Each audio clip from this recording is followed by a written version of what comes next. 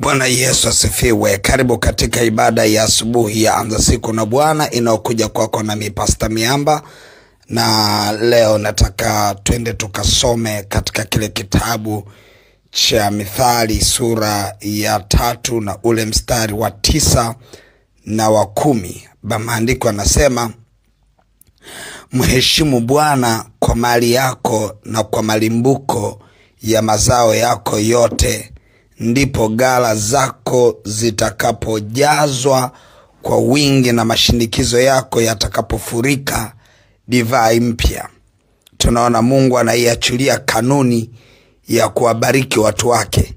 Anaeleza ya kwamba ili watu wake wabarikiwe katika maghala yao na mashinikizo yao yafurike divai mpya, kwa lugha nyingine pawe na utele, ni lazima hawa watu waende mbele za Bwana kwa kumheshimu kwa mali ambazo Mungu amewapa na malimbuko ya mazao yao yote. Sasa tunaona ya kwamba mwanadamu yoyote anatamani kufanikiwa. Hata mimi na wewe tunapenda kufanikiwa, hakuna asiyependa kufanikiwa, lakini kanuni ndio huwa zinapata uzito kufanyika kiasi kwamba zinazuia hata yale mafanikio. Na usipojua kanuni tayari unakuwa ni mtumwa, unabaki kuwa katika kifungo. Na maandiko yanaeleza ya kwamba ile mali ambayo Mungu amekupa ni jambo lolote lililo ndani ya uwezo wako, ni mbegu. Na ukisoma katika kile kitabu cha Wakorinto wa pili, ile sura ya 9 ukianza ule mstari wa 6, anasema Mungu anatupa mbegu ili kupanda. Kwa hiyo tunaona kabisa ya kwamba chochote ambacho Mungu anakiachilia ni mbegu, ili uweze kupanda, uweze kuvuna. Ni kanuni ya Mungu kuwabariki watu wake. Awapae watu wake mbegu waweze kupanda na chakula waweze kula. Kwa hiyo ni lazima uelewe ya kwamba Mungu anavyokubariki huwa anaachilia mbegu ndani yako ya kubarikiwa. Anaachilia mbegu. Ile mbegu sasa ndio inaenda kukufanya wewe upande na ubarikiwe, na mashinikizo yako na ghala zako zijae divai. Kwa hiyo chochote ambacho unacho Mungu amekupa ni mbegu kwa ajili ya kwenda na kumheshimisha Mungu, ama kumheshimu Mungu kupitia hicho ulicho nacho. Kwamba kwa mfano nimepewa fedha shilingi 1000, ile ni mbegu. Ukiangalia kama ni mbegu ya kwenda kupanda kwa Bwana ili uweze kubarikiwa, tayari hiyo mbegu lazima izae. Lazima uone mafanikio ya ile mbegu. Lakini kama ukiona mara nyingi huwa tunapokea kila kitu tunachokipokea, tunaangalia tukitumie kwenye vitu gani. Na daiwa kodi ya nyumba, na daiwa hiki nahitaji, yani hatuangalii kama kitu ambacho tumepokea kimeingia kwenye himaya yetu. Hatuangalii kama ni mbegu ya kwenda kumheshimu Mungu kwa hiyo mbegu, ama kwa hiyo mali ambayo Mungu ametupa, ili tuweze kujaza ghala zetu na mashinikizo yetu yafurike divai mpya. Kwa hiyo unakuta pana uzito. Maana maandiko yanasema hivi, kila mtu naangalie jinsi anavyoenda mbele za Bwana na kupanda mbegu yake. Sasa ile mbegu unavyopanda ndio kumheshimu Mungu sasa kwa mali yako, kwa ile mbegu ambayo unaenda kuiachilia kwa Bwana. Na unapoiona sadaka ama unachoona kila kitu ulichopewa kama mbegu ya kwenda kupanda kwa Bwana na kumheshimisha Mungu na kumheshimu Mungu kwa kile ulichopewa na kwenda kukiachilia kama mbegu, ndipo unapofungua milango. Kwa hiyo watu wengi tumeokoka, tunampenda Yesu, lakini milango imefungwa kwa ajili ya kutokuwa na nafasi ya kumbariki Mungu na kumheshimu Mungu kwa kile tulichopewa. Tunaona hapa Mungu anaachilia na tubariki. Sisi hatuna kitu, ila Mungu ana vyote. Anavyotupa sisi, anatupa ili tukapande. Tukipanda tunakuja kubarikiwa. Na ndio maana Tukitaka kubarikiwa kwa riziki za kila aina, kwa baraka za kila aina, lazima tunachokipata kiwe mbegu. Yani lazima hicho ulicho nacho sasa hivi, either kwenye mfuko wako ama kwenye akaunti yako, kiwe mbegu, upate kwenda kupanda, kiwe mbegu. Hapo ndipo ambapo ghala zako, yani mahali hiyo hela ipo, hiyo ni ghala, ndipo itakapojaa. Yani ghala yako inaweza ikawa ni akaunti ya benki, inaweza ikawa ni akaunti za mitandao ya simu, inaweza ikawa ni sehemu naweka nyumbani. Mahali popote ambapo pana fedha yako, ile ni ghala, ni ghala. Unapoiona ile ghala, ile fedha yako kama mbegu ya kwenda kupanda kwa Bwana, ujue ya kwamba hiyo ghala, mahali hapo hapo ambapo umeitoa hiyo hela, patajaa, patajaa. Lakini ukipatumia kama sehemu ya matumizi, ujue ya kwamba hapata kuwa na kurudisha tena, wala hapata jaa tena. Na ndio kanuni. Na ndio maana maandiko yanasema, Wakorintho wa pili sura ya 9 mstari kuanzia wa 6, lakini nasema neno hili, apandaye haba atavuna haba, apandaye kwa ukarimu atavuna kwa ukarimu. Kila mtu na angalie na atende kama alivyokusudia moyoni mwake, si kwa huzuni wala si kwa lazima, maana Mungu humpenda yeye atoaye kwa moyo wa ukunjufu. Na Mungu aweza kuwajaza kila neema na wingi, ili ninyi mkiwa na riziki za kila namna siku zote mpate kuzidi sana, mpate kuzidi sana katika kila tendo jema, kama ilivyoandikwa, ametapanya amewapa maskini, haki yake yakaa milele. Na yeye ampaye mbegu mwenye kupanda, yeye ampaye mbegu mwenye kupanda, hicho ulicho nacho ni mbegu. Bwana amekupa ili upande. Na yeye ampaye mbegu mwenye kupanda, na mkate uwe chakula, atawapa mbegu za kupanda na kuzidisha. Naye atayaongeza mazao ya haki yenu, mkitajirishwa katika vitu vyote, mpate kuwa na ukarimu wote, mpatiao Mungu shukrani kwa kazi zenu. Sasa tunaona Biblia inaeleza kwamba mkitajirishwa, mkitajirishwa. Halafu anasema hivi mstari wa 13, kwa kuwa mkijaribiwa kwa utumishi huo. Yani hiyo kitu ambayo uko nayo, fedha ulio nayo, utajiri ulio nao, Mungu atakujaribu kwa huo. Anasema mkijaribiwa kwa utumishi huo. Halafu anasema wamtukuza Mungu kwa ajili ya utii wenu katika kuikiri hiyo injili ya Kristo Yesu. Sasa angalia, unajaribiwa kwa kila ulicho nacho kama mbegu, kama mbegu. Na ndio maana unakuta hilo jaribu linawashinda wengi. Watu wengi ni waaminifu wa kusikiliza ibada, lakini sio waaminifu wa kutoa sadaka. Watu wengi ni waaminifu wa kusikia neno, lakini sio waaminifu wa kupanda mbegu. Lakini watu wengi wana matarajio mengi, lakini mahali ambapo hawakupanda mbegu. Yani unakuta mtu siku hiyo mwaka huo hakupanda kabisa shamba lake, lakini anatarajia kuvuna kitu ambacho hakiwezekani. Biblia inasema yule apandaye haba atavuna haba, mtu apandaye kwa ukarimu atavuna kwa ukarimu. Kila mtu naangalie vile anavyopanda. Kwa hiyo kama umepanda utavuna, kama umepanda utavuna. Maisha ya rohoni ni mbegu, maisha ya rohoni ni mbegu. Kila unachokipitia ni mbegu, ukipanda utavuna. Kwa hiyo ni lazima uelewe ya kwamba Bwana anavyokubariki wewe, anataka uende ukamheshimu kupitia hicho ambacho amekubariki. Na utakapomheshimu, yeye anaenda kufungulia, anajaza ghala zako zikajazwe kwa wingi, na mashinikizo yako yakafurike divai mpya. Lakini unamheshimu kwa nini? Kwa mali ambayo Mungu amekupa. Unamheshimu kwa malimbuka mazao ambayo Bwana ameyaruhusu yatokee kwako.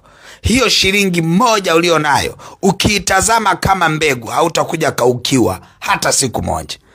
Lakini kama shilingi moja ambayo Bwana amekubariki, ukiona kama ni chakula, basi ujue ukikiisha basi ndio kimeisha. Lakini kama maisha yako yote, chochote kinachoingia kwenye maisha yako ukakiona kama ni mbegu ya kwenda kupanda kwa ajili ya kuvuna kwa Bwana, basi ujue kwamba wewe hautakuja kukaukiwa, hautakuja kupungukiwa, kwa sababu unatembea kwenye kanuni za Bwana. Sasa Mungu wangu akubariki sana. Ninajua ya kwamba hiki kitu kinaenda, ulichokisikia kinaenda kugeuza maisha yako. Hautaona tena kile Mungu amekupa kama ni kitu cha kula, utaona kama ni mbegu. Hautajisikia vibaya kuipanda mbegu yako kwenye ufalme wa Mungu. Hautaona uzito wa kuachilia ulicho nacho kama mbegu kupanda kwenye ufalme. Bwana aendelee kukubariki, lakini usijisikie vibaya kupanda. Usijisikie vibaya kupanda. Kuna nyakati nyingine unasikia ndani yako, unasema hii fedha Mungu alionipa, wacha nipande mbegu.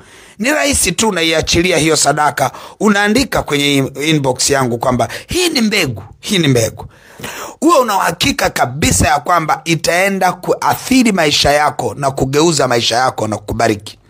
Lakini mpaka uione kwamba ni mbegu, uone kama ni mbegu. Unaweza kawa ulikuwa una fedha lakini unaona kama ni hazina, lakini kumbe ukigeuza hazina yako kuwa mbegu, ujue kabisa ghala zako zitajazilizwa, hazitapungua. Ghala zako zitajazilizwa, hazitapungua. Leo hii unaweza ukachukua nafasi hii ukapanda mbegu, ukaamua kusema mimi napanda mbegu juu ya maisha yangu, napanda mbegu juu ya afya yangu, napanda mbegu juu ya watoto wangu, napanda mbegu juu ya uchumba wangu, napanda mbegu juu ya ndoa yangu, napanda mbegu juu ya afya yangu, juu ya amani ya moyo wangu. Panda mbegu. Usichelewe kupanda mbegu. Unapoona kuna jambo baya linaendelea ndani ya maisha yako, kumbuka mbegu. Mbegu huwa inaota. Ukipanda mbegu, sadaka yako njema kwa Bwana huwa inaenda kuathiri maeneo yale ambayo umeipandia mbegu. Mimi napanda mbegu kwa ajili ya afya yangu. Mimi napanda mbegu kwa ajili ya uchumi wangu. Nakumbuka zamani, miaka hiyo nilikuwa ninaumwa sana malaria. Miaka ya nyuma naumwa sana malaria. Na kipindi hicho tulikuwa tunakula dawa moja inaitwa chloroquine. Ilikuwa ni chungu kweli kweli. Sijui dawa za siku hizi zinaitwaje na sijajua zinakunywaje, sijajua uchungu wake na hivyo. Lakini miaka hiyo ilikuwa ninaumwa sana. Kila mwezi lazima niumwe malaria. Lakini baadaye nilipokuja kumjua Mungu, nilipanda mbegu. Nikasema mbegu hii sitakuja kuumwa malaria tena. Na ni miaka nenda rudi sijawahi umwaga malaria tena, wala ugonjwa wowote tena. Kwa ni mbegu. Chochote ambacho unapanda kama mbegu, Mungu anaenda kukiachilia kama mbegu, alafu anaachilia mashinikizo yako yajae kwa divai inayomiminika. Maana yake ni nini? Mungu anaheshimu sana mbegu. Ni siri moja ambayo inatakiwa ifunguke kwa watu wake. Mungu anaheshimu sana mbegu. Mbegu Mungu hajawahi kuidharau. Kila mbegu unayoiona, hata ikiwa ni ndogo kiasi gani, itaenda kuzaa. Yaani haijalishi ile mbegu ni ndogo kiasi gani, unaiona ni ndogo kiasi gani, imradi ndio mbegu ambayo Mungu amekubariki nayo. Ile mbegu kiipanda, hauwezi ukajutia. Maandiko yanaeleza kwa habari ya nguvu ya kupanda, ya kwamba mtu anapoenda kupanda huwa anaenda kwa masikitiko makubwa sana, lakini anaporudi kwenye kuvuna huwa anavuna kwa kelele za shangwe. Kwa hiyo ni vyema sana ukajua nguvu ya kwenda kupanda. Nyakati zote mtu anavyoenda kupanda, mtu huwa anapanda kwa huzuni, huwa anapanda kwa machozi. Ukisoma katika kile kitabu cha Zaburi ya 126 ule mstari wa 5, anasema wapandao kwa machozi watavuna kwa kelele za furaha. Anasema ingawa mtu anakwenda zake akilia, azichukuapo mbegu za kupanda, hakika atarudi kwa kelele za furaha aichukuapo miganda yake. Kwa mtu anapoenda kupanda huwa anaenda kwa machozi. Nini maana yake? Unapotoa mbegu yako kwenda kupanda, sio kwamba inakuaga inatolewa kirahisi. Kama umeamua kuitoa kweli mbegu, hazina yako, huwa inatolewa kwa machozi. Lakini unapovuna, milango inapofunguka, huwa unavuna kwa kelele za shangwe. Kwa hiyo usichoke kupanda mbegu, usichoke kupanda mbegu, usiache kutenda mema kwa ajili ya ile mbegu ambayo unaiachilia kwa Bwana. Kwa hiyo leo unaweza ukapata nafasi ukasema hii ni mbegu, ni mbegu. Wewe unajua ni mahali gani Mungu anataka kuhudumie. Hebu panda mbegu mahali hapo. Ni mahali gani ambapo nataka Mungu akusemeshe? Panda mbegu. Umehangaika kwa muda mrefu kwenye kona ipi? Panda mbegu. Unapoachilia mbegu, unaruhusu na milango kufunguka. Mungu wangu akubariki sana. Na kabla sijaomba, au wacha niombe kwanza, alafu uwe makini. Mwishoni mwa maombi haya nitakuwa na tangazo maalum. Twende mbele za Bwana.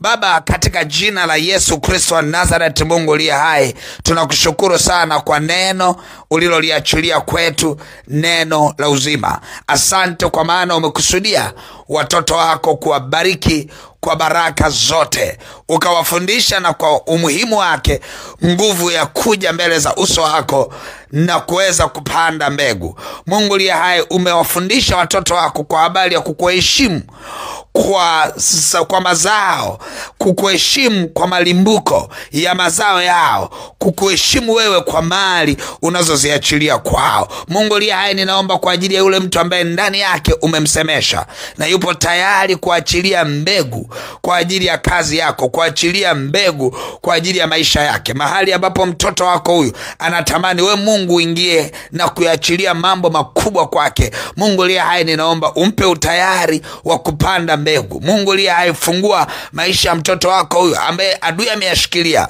hata hajawahi kuona umuhimu wa kupanda mbegu. Mungu uliye hai, fungua maisha ya mtoto wako huyu kuanzia leo, ajue ya kwamba maisha ni mbegu, ajue ya kwamba maisha yake yanaenda kwa kupanda mbegu. Mungu uliye hai, ninaomba rehema na neema. Mungu uliye hai, ninaomba kwa ajili ya mtoto wako huyu, chochote alicho nacho, ulichombariki, mali wa yote, iwe ni ndogo machoni pake ama kubwa, Mungu uliye hai, umpe neema mtoto wako huyu kurudi nayo hiyo mali kwako na kukuheshimu wewe kwa kutolea.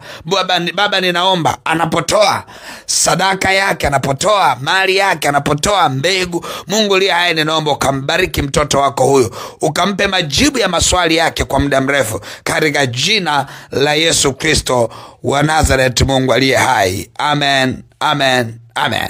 Mungu wangu akubariki sana. Basi utaishika mbegu yako, utaiachilia leo kwa ajili ya Bwana. Utasema hii mbegu ni kwa ajili ya watoto wangu, hii mbegu ni kwa ajili ya mke wangu, hii mbegu ni kwa ajili ya mume wangu, hii mbegu ni kwa ajili ya mume wangu anayetarajia, mke wangu ambaye namtarajia. Hata kama hujaonana naye, mpandie mbegu ili aje mume ambaye ni sawa sawa. Kuna waume wengine wanatoka kwa shetani kwa kuwa hakukuwa na mbegu katika mchakato wako wa kuolewa. Unajikuta unaolewa na mtu mbaya uliyekuwa unamuona mzuri. Hata shetani hujihudhurisha kama malaika wa nuru.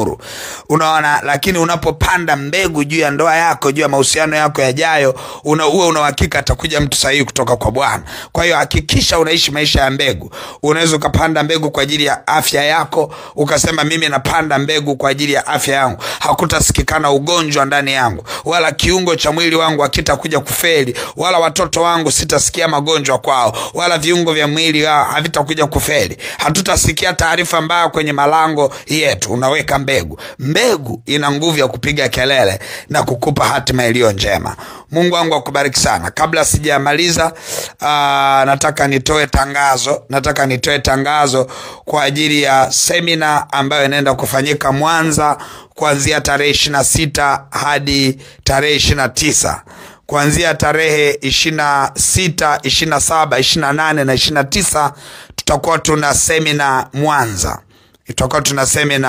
Mwanza. Kwa hiyo kwa wale wote ambao mnatokea Mwanza, lakini pia hata kama hauishi Mwanza, lakini wewe original yako ni kanda za Mwanza, hizo kanda za huko wapi huko nyanda za juu huko za kanda ya Ziwa, unaweza pia ukasimama ukajiandaa kwa ajili ya hiyo semina.